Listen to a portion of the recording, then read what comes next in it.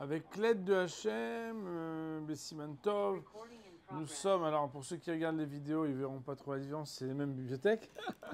Mais pour ceux qui sont là, ils savent qu'on est dans notre nouveau Makom, Baruch Hashem. Et donc, nous sommes arrivés la dernière fois euh, à une phrase qu'on n'avait pas terminée. Oui, c'était un petit peu dommage même, et peut-être même inadapté de ma part de ne pas terminer cette phrase. Donc nous sommes 2, 4, 6, 8, 9, 9e ligne, est marqué Ve'amar Rabbi Yosef ben Shaul amar Rav, Aïtouma Shrika Sakanta Legiluya. Et Rabbi Yosef ben Shaul, puisqu'on lui a donné la parole avant, au nom de Rav, il dit Aïtouma, c'est pas la première fois, mais en fait c'est par la récurrence des phrases méthodiques que vous allez les intégrer, c'est que le tav et le shin s'interchangent en hébreu et en araméen. C'est la raison pour laquelle, quand vous voyez écrit Touma, Touma, ça veut dire Shuma. Et Shuma, c'est pas la Shuma en arabe, c'est Shuma, c'est le Shum, c'est-à-dire l'ail. Donc Touma Shrika, l'ail épilé, enfin, comment on appelle ça en français pilé, pardon, écrasé, sakanta legiluya. Il y a une sakana mishum giluy. Ça veut dire qu'en fait, on n'a pas le droit de les laisser découverts. Et bon, alors, il y a des explications différentes. Est-ce que c'est parce que les nachashim, les serpents, aiment ces choses-là et qu'après, chazou shalom, ils peuvent... Rashi nous dit, un nachash shotem imeno imotseo meguleo matil bo eres. Il faut savoir que dans la halacha, étant donné que chamira sakanta meisura, Rav Bensian Abba Shaul nous dit que même lorsqu'on ne vérifie pas les réalités qui ont l'air d'être des réalités organiques ou physiques ou animales des sakanotes, dans la réalité de la halakha, ça ne fait pas de différence. C'est par exemple, entre autres, la raison pour laquelle, pour les Sfaradim, on ne mange pas de fromage avec des poissons ou bien d'autres choses comme ça. Alors bon, il y a des permissions, hein, puisque le Taz, pour les Ashkenazim, le permet, etc. Je ne rentre pas dans des considérations strictement halachiques, parce que je sais qu'en France, dans les pizzerias, on servait des pizzas avec du fromage et du saumon, etc. Il faut savoir que des grands décisionnaires, comme Remetien Abachaoul et d'autres, nous disent que pour les Sfaradim, c'est pas aisé. Ah, mais pourtant, on voit que la sakana n'est pas là. Alors les Chachamim nous disent que la sakana, elle n'est pas toujours palpable par rapport à la réalité physique, médicale et organique, mais il y a des fois d'autres types de sakana. Comme on le sait, les plus grands dangers ne sont pas toujours ceux qu'on peut expliquer.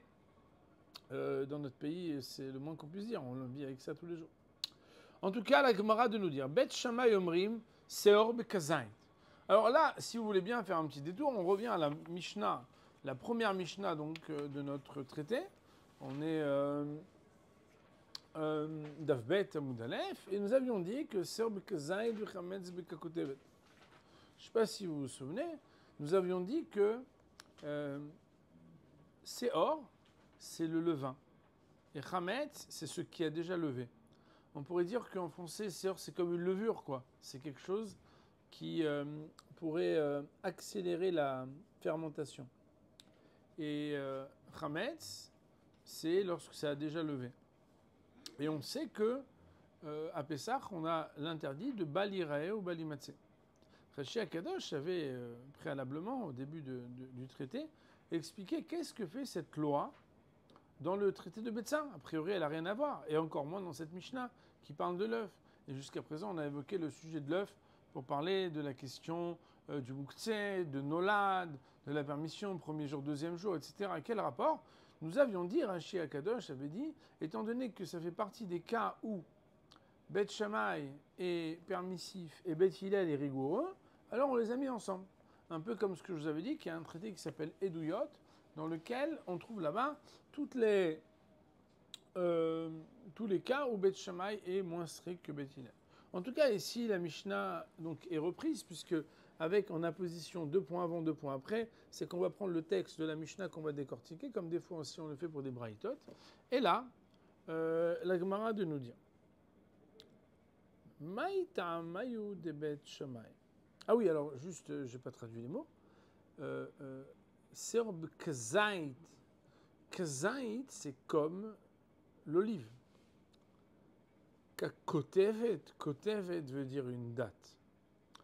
Bon, on comprend, je pense que ça fait pas de doute, que l'olive est plus petite que la kotevet. Et donc, si on regarde le texte, donc, juste parce que c'est quand même important de comprendre les choses, c'est que pour Beth Shammai, si, quand on parle de la levure, à partir d'un kazait, on commence à transgresser, alors que pour le Hametz, c'est à partir uniquement de Kotevet, c'est-à-dire d'une date qui est plus grande, qu'on commence à transgresser, alors que Beth Hillel, pour eux, c'est et pour le Seor et pour le Hametz, que c'est à partir de Kazaït, c'est que Beth Hillel est plus strict, puisque c'est à partir d'une quantité qui est moins grande que déjà il commence à transgresser l'interdit. De quel interdit s'agit-il? Quelle est la raison? C'est maintenant qu'on va étudier ça. Ok, donc là, c'est une manière de faire un tout petit remake, enfin de reprendre un tout petit peu les choses. Maintenant, reprenons la Gemara. Bet Shammai omrim sur Bekazaït vechoule. Maïta maïut Bet Shammai. Quelle est la raison de Bet Shammai? Parce que, voilà, Bet Shammai permet une tolérance plus grande pour dire Chametz Bekakotevet. Alors ici, la Gemara de nous dire, la raison elle est simple, c'est que Imken, s'il en était ainsi, sous-entendu, s'il en était que Zev et Bekazaït, comme Bet Hillel le disent, par restriction, Lichtov Rachmana, Chametz, Velo Bayeseor. Le lamed devant un verbe, quand on en a main, ça veut dire on n'a qu'à. On n'avait qu'à écrire, Lichtov, on n'avait qu'à écrire, Rachmana. La Torah n'avait qu'à écrire. Rachmana est un mot en araméen qui est le surnom de la Torah. La Torah n'avait qu'à écrire Hametz. Le cas du Hametz, en disant que le Hametz est interdit à partir de Kzaït, Velo Bae Seor. Et elle n'aurait pas eu besoin de parler même de la levure. Ve'ana Amina. Et moi j'aurais dit, sous-entendu, et partant de ce qui est explicite à propos du Hametz, j'aurais déduit tout seul le cas de Seor en me disant le raisonnement a fortiori suivant. Uma Hametz shen hamutzo kashem bekazait Seor shehimutzo kashem lo kol shken. Qu'est-ce qu'on trouve à propos du Hametz qui a une caractéristique, c'est que sa fermentation n'est pas difficile. Ça veut dire quoi n'est pas difficile? C'est qu'en fait, le Hametz ne va pas aller rendre Hametz quelque chose d'autre que lui-même. Ça veut dire que quelque part, la gravité du Hametz, c'est une gravité de lui-même. Il gonfle, mais c'est tout. Mais il ne va pas gonfler les autres. Si déjà celui qui gonfle pour lui-même, mais qui ne va pas aller gonfler les autres, avec un kazaï, déjà, on l'interdit.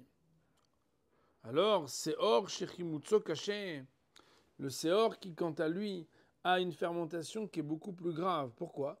Parce qu'il a même la capacité d'aller au-delà de lui-même et de pouvoir faire que les autres deviennent Hametz. Alors, Lokol Shken, n'est-ce pas, a fortiori aussi qu'il deviendra interdit à partir déjà de Kazaït et pas de Kakotevet. Alors, si on aurait pu déduire tout seul, c'est hors de Hametz. Si seulement la Torah n'avait trouvé juste que d'en enseigner un seul, tu aurais déduit le second. Alors, c'est hors de Ktav Rahmana Lamali. Pourquoi, pour moi, que le Seor, la Torah l'ait écrit? Sous-entendu, si c'était quelque chose que tu pouvais déduire tout seul et qu'il n'y avait pas besoin de l'écrire, et qu'on l'a écrit quand même, c'est pas pour t'apprendre ce que tu aurais pu déduire directement, c'est pour t'apprendre plus. L'omar lecha, shioro shelze, lo ke shioro shelze. C'est pour te dire que la mesure de l'un n'est pas comme la mesure de l'autre. Et donc, si il est vrai que pour le Hametz, c'est à partir de Kzaït, pour Bet Shammai, pour le Seor, ce sera, Seor Bekazait, Hametz Bekakotevet. C'est que le Seor, oui, il va être un Kazait, mais on va avoir une plus grande tolérance pour le Hametz parce que son Chimout, c'est moins grave. Je vais juste résumer ce que la Gemara a dit ici. Il est un principe qui paraît être ici, même pas avoir besoin de le dire, mais on va le dire, c'est qu'en fait, toute chose qui n'est pas indispensable de dire, on ne le dit pas dans la Torah. Or, si on remarque mon Rav Rabotai, si par un raisonnement, on aurait pu arriver à la conclusion, tout seul, que Echametz et Seor sont Bekazaït, en enseignant un seul. Ben, à ce moment-là, il n'y aurait pas besoin d'enseigner les deux. Or, la Torah, elle a dit Kichol Seor Bechol Devash. Kichol Seor Bechol Chametz. Alors, je vais vous dire le passouk où il est. Il y a marqué, je m'excuse, Matzot Yachel et Shivat Eyamim, Velo Yira Elecha Chametz, Velo Yira Elecha Seor Bechol Gebulecha. C'est un passouk donc dans l'Exode 13, 7, ça veut dire dans Shmot Yud Gimel Zayin. Là-bas, on voit que la Torah, elle parle et de Chametz et de Seor. Or, la Gemara, elle nous dit comme ça. Beth Shammai, il a fait un raisonnement. Il dit, en réalité, si tu m'avais parlé que de Chametz, j'aurais dit que Chametz et encore plus Seor. Or, Chametz et Bekazait, Seor encore plus. Pourquoi Seor encore plus, c'est pas moins? Tout simplement parce que la manière avec laquelle on considère le Chametz par rapport au Seor, c'est que le Chametz, il est moins grave dans ce qu'il s'appelle le fermentant, parce qu'il n'est pas seulement le fermentant pour lui-même, mais il permet de fermenter les autres. Si déjà le Chametz avec un Kazaït c'est interdit, alors le Seor encore plus. Alors pourquoi, si on aurait pu le déduire tout seul, par ricochet, on avait besoin quand même de l'enseigner, c'est que la Torah veut t'apprendre quelque chose de supplémentaire. C'est pour te dire, ne compare pas les deux pour les mêmes dans un seul et même package, mais au contraire, puisque je te le rajoute, il n'est pas complémentaire, mais supplémentaire. Cet emploi supplémentaire vient nous apprendre que non seulement, pas non seulement, c'est que le chiour de Seor sera Bekazait parce qu'il est plus grave, mais le chiour de Chametz, il sera Bekakotevet avec une tolérance plus grande. Alors c'est vrai que dans la Gemara elle-même, on ne dit pas vraiment où est-ce qu'on a vu que c'est Kakotevet. Regardez Rashi Akadosh. Shiuro Shelze. Vous le voyez sur Rashi? Leachi lo yalif Seor mi Chametz. Voilà pourquoi on n'apprend pas Seor de Chametz. Mishum de Chametz Bekakotevet. Du fait que Chametz, la tolérance, elle est jusqu'à la taille d'une date. Velo teima dayol ba min adin liot kenidon veseor namim bekakotevet. Et ne vient pas à dire que celui qui est appris par ricochet ne pourra pas être plus grave que celui qui est la base du raisonnement.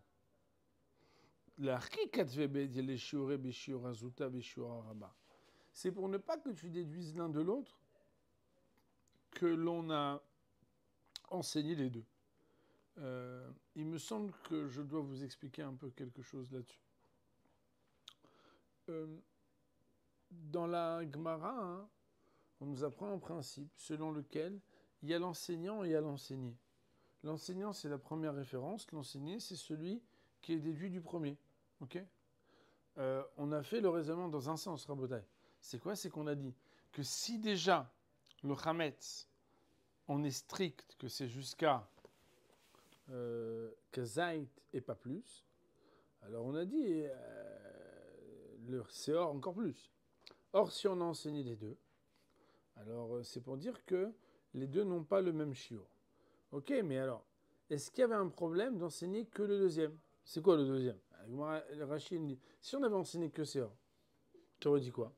Alors, Seor, on aurait dit Seor, ça va être Bekazait. Et Chametz, Chametz c'est comme Seor. On dit non, tu peux dire comme Seor, puisqu'il est moins grave. Alors comment on s'en sort? C'est ce problème que Rashi, je pense, il faut comprendre qu'il est en train de soulever. Rashi, en fait, il vient expliquer la Achi katve bédié les shioré. La Achi nakat kotev et des be'achi aveitu datak et des mefartinan tama begemara beyoma. Inami shiorin alacha le Moshe Missinai. Ici, il y a une considération de se demander. La Gemara n'explicite pas pourquoi c'est kakotevet. Parce qu'en fait, ok, c'est pas kazaït. Parce que puisque Seor, on a besoin de dire kazaït, c'est forcément que Chametz, tu vas avoir une plus grande tolérance d'après Beth Shammai. Mais cette tolérance, comment tu la justifies? Rashi nous dit, c'est pas ici que c'est dit. Mais le fait que les deux soient mentionnés, c'est forcément que le plus strict, c'est la référence classique, et l'autre, c'est soit comme la Gemara va l'expliquer dans Masechet Yoma, soit comme la Gemara nous dit par ailleurs, que le shiurin, c'est halakha de Moshe Messinaï. C'est un peu un veto de dire halakha de Moshe Messinaï pour dire c'est quelque chose qui a été reçu de Moshe au Sinaï et c'est quelque chose qui n'est pas discutable ni apprenable par un autre raisonnement. Donc, on va regarder Tosot, il va nous expliquer. Regardez Tosot. Lomar, lecha shiuro shelze, lo keshiuro shelze. Vous voyez du côté droit, il y a marqué. Lomar, donc, Piresh Rashi a expliqué. Dei lo katab seor, que si jamais tu n'avais pas écrit seor, Haïti Omer, je t'aurais dit, Dayo la baminadin, liot kenidon. J'aurais dit que les deux sont le même. Et que quoi? Vedavka beka kotabet. Et que et l'un et l'autre sont jusqu'à la date. Veim tomar, minalan de shiur chametz beka kotabet. Et si tu posais la question, mais d'où vient la mesure que le chametz est tolérable jusqu'à kotevet, qui est la taille d'une date? Eh bien, kabeitza. Peut-être je pourrais te dire que c'est comme un œuf, ou que shiur acher, ou comme un autre shiur. Sous-entendu, la question que je vous ai dit, qui a priori est élémentaire dans la Gemara, c'est que la Gemara est ok. Si avec un, avec kazaït, tu fais un ricochet, tu dis le deuxième aussi avec kazaït. Mais s'il n'y en a qu'un, tu dis le pire, c'est kazaït, et l'autre, c'est plus tolérant. Mais tolérable, pour qui te dit combien de tolérable? Peut-être c'est encore plus. Alors il dit le Rav, Piresh Akuntras, Rashi a expliqué, de ilcheta gmirela. C'est que la halacha a été apprise, c'est une expression, cette expression-là, qui veut dire halacha le Moshe Messinaï. Ilcheta gmirela, c'est une halacha que nous avons apprise. Ça, il faut savoir que c'est un joker, c'est une excuse. C'est inventé un. Ça veut dire le ilcheta gmirela, mais par contre, ce n'est pas une excuse, on ne peut pas le dire n'importe où. Parce qu'il y a des sujets sur lesquels halakha le Moshe Messinaï. Shi'urin de Oraïta, c'est une Gemara à plusieurs endroits dans le Talmud. Alors bon, je ne vais pas faire comme si je frime alors que je n'ai pas beaucoup étudié, mais il y a plusieurs endroits, je crois que ce soit dans Hérouvine, je crois que ce soit dans Souka et dans d'autres endroits où on le dit. Il dit le Rav, Vélo Neira. Il dit le Rav, mais attends, moi je ne suis pas d'accord avec Rashi qui dit que c'est halakha de Moshe Messinaï. Pourquoi?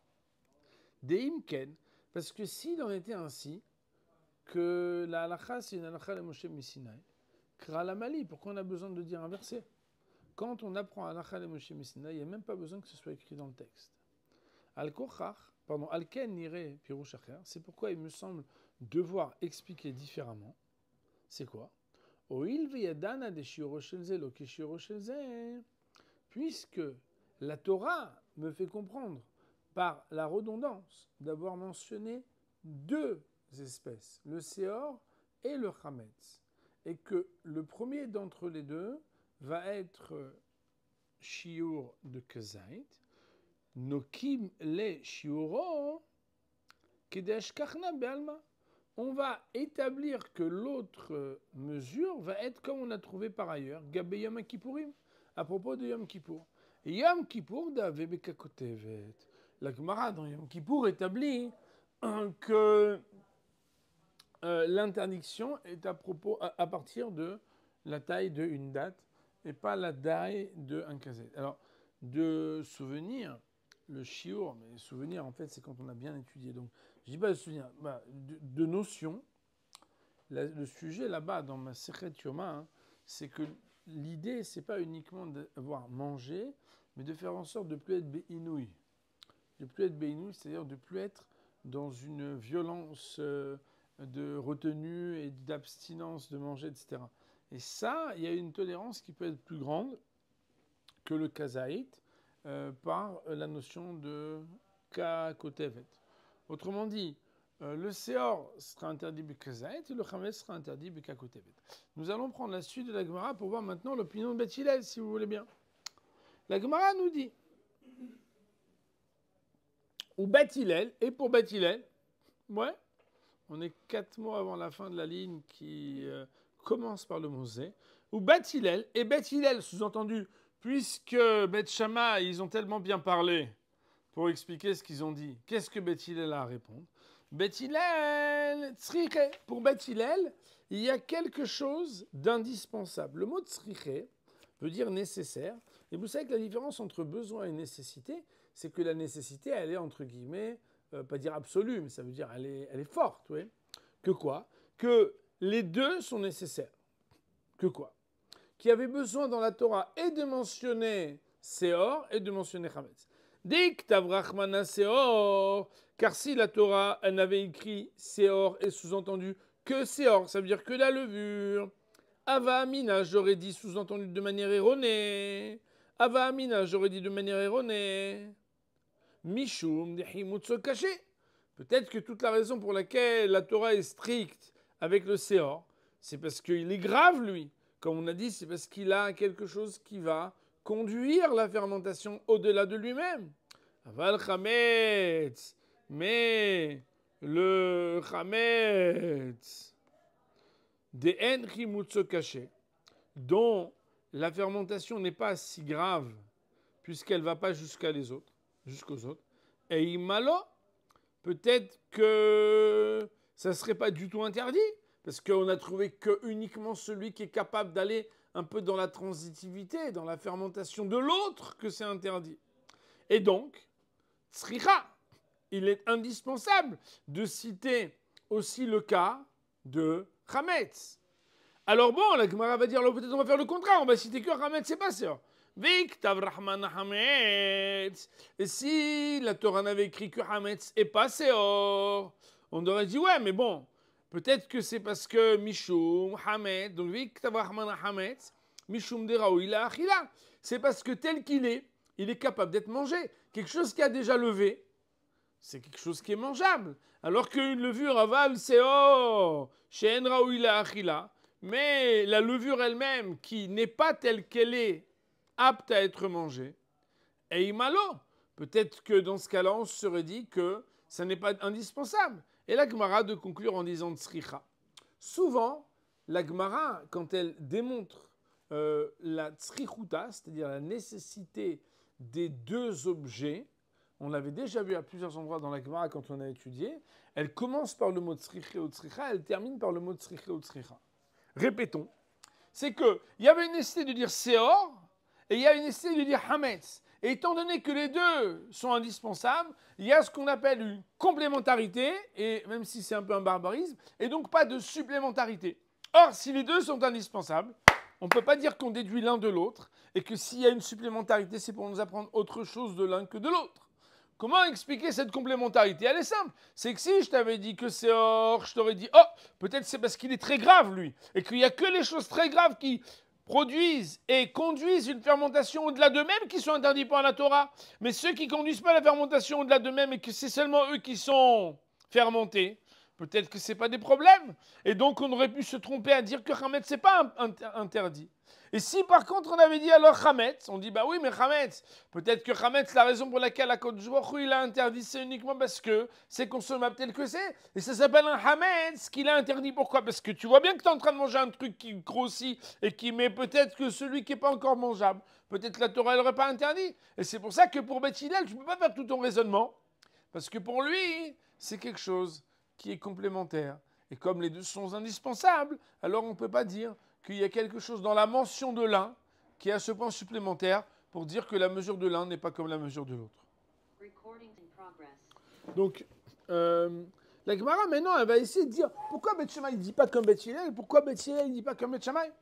C'est ça qui va être intéressant, vous comprenez? La Gemara, elle nous dit comme ça.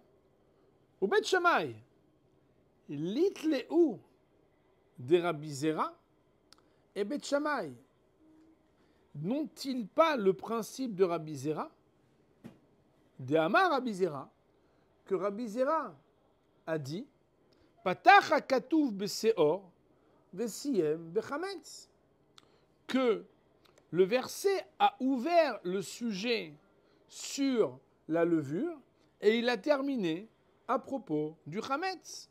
L'omar lecha, pour t'indiquer Zeu seor, Zeu chametz, que le seor et le chametz sont équivalents. Rashi HaKadosh, presque juste en face de notre texte, nous dit Leit leol Rabbi Zera bitmiya, lit cette phrase de manière étonnée. Leit leo de Rabbi Zera n'a-t-il pas le principe de Rabbi Zera? Ve'akra be'diactif. Voilà pourtant que le verset explicitement nous dit que quoi?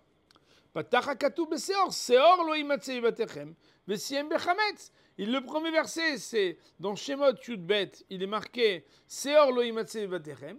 De la levure ne se trouvera pas dans vos maisons. Vesiem bechametz, c'est terminé à propos de chametz, c'est quoi? Il y a marqué qui kol ochel mahmetzet, car tout celui qui mangera du levé. Ve'avele le mirtav, et Rachid de nous dire, on aurait pu mettre en facteur et dire une seule chose. On aurait pu lire qui kol ochel seor, etc. Que on aurait pu parler directement de la levure, des ha'atyaon shoy mazarato. Comme ça, on parle, le début, le verset parle de Seor, et après, le verset termine aussi avec Seor. Pourquoi est-ce qu'on a besoin des deux? Alors on nous dit, c'est pour dire que Zé ou Seor, Kaze Kenze. C'est pour donner l'équivalence entre Seor et Chametz. Autrement dit, la Gemara s'exclame de dire, attends, je ne comprends pas. Bet Shammai veut dire que le chiour de l'un n'est pas comme le chiour de l'autre. Mais pourtant, Rabbi Zera a dénoté que la manière avec laquelle la Torah a parlé de Seor au début et à la fin d'un verset, elle a utilisé une fois le mot Seor et une fois le mot Mahmetzed qui comporte le mot Chametz. Et que Rabbi Zera a dit la raison pour laquelle c'est fait, c'est pour me dire que Seor et Chametz, c'est la même chose.